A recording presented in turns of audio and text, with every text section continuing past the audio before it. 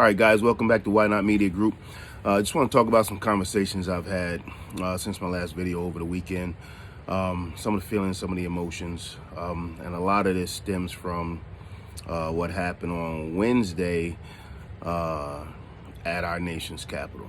So the first thing I want to talk about is the notion out there that, you know, if those were black people, we know how it would have been different. Or if it were black people, they would have been shot. If it were black people, they would have been tear gassed and things like that. Might catch some flack for this, but here's what I'll say. That's all speculation. And so we don't know what would have happened. And we can only go by past experiences. And so past experiences tells us that that may have happened. But here's my take on it. Because black people know that they would have been shot and or killed by police, they wouldn't have stormed the building. Because black people are smart enough to realize this is going to sound crazy and corny, but it's the same thing when black people watch a horror movie and they go, yeah, I wouldn't have did that. Or I would have just ran away from the killer and I wouldn't have been investigating. That's just how we operate as black people. So to get back to the serious side of it, black people wouldn't have stormed the Capitol the way that those white people did, because we know the consequences of our actions. So let's just forget that narrative. Let it go, because we all know it wouldn't have been the same. Because black people know that we can't do that. We don't have the same privileges in this country to do that. We're talking about a country that white people could lynch a black person in public and not get prosecuted for it. There's zero consequences for those actions. And so when you grow up with zero consequences for crimes against humanity, and then that's passed down from generation to generation to generation, and you think it's all right, then you believe that you're above the law and you can do whatever you want to do with zero consequences. Those are the people who are at the Capitol.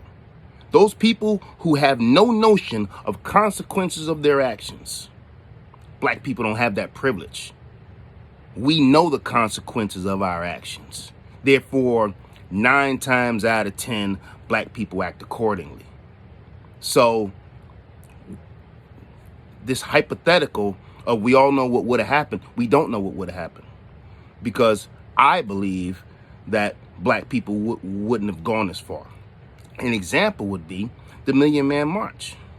They stood at the Capitol. They didn't storm the Capitol because they know what would have happened.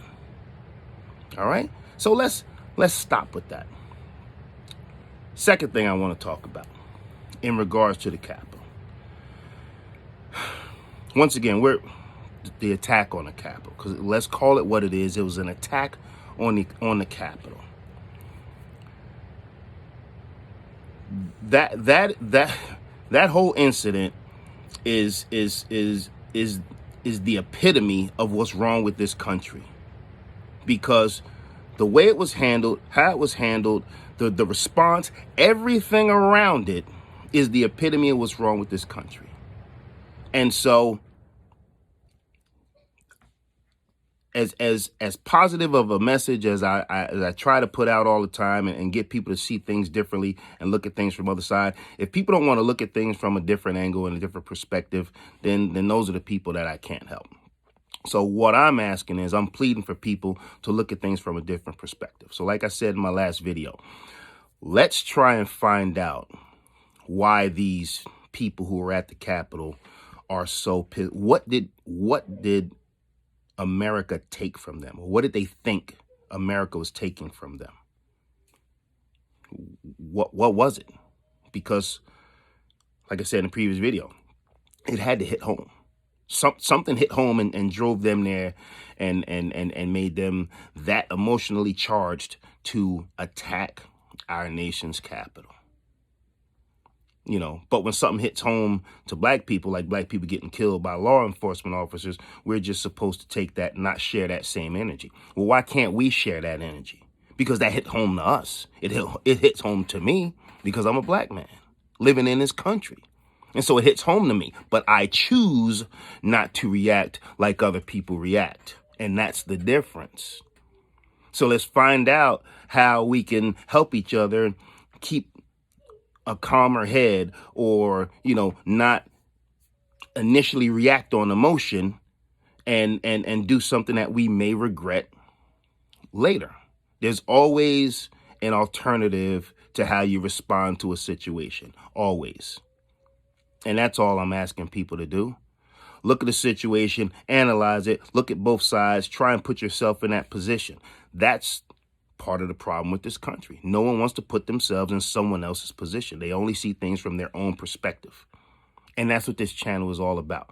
Trying to open your mind and let you see things from another perspective so that you can have empathy, sympathy, whatever emotion you want to feel to try and understand the other side, another way, somebody else's emotion and how they got to that point. So don't tell people that, they shouldn't be offended by this and they shouldn't be offended by that. You're not that person. You haven't grown up in their shoes and you're not in their situation. You haven't grown up the way they're grown up. You haven't had the ancestral, teachings or whatever from generation and generation and generation. You don't know.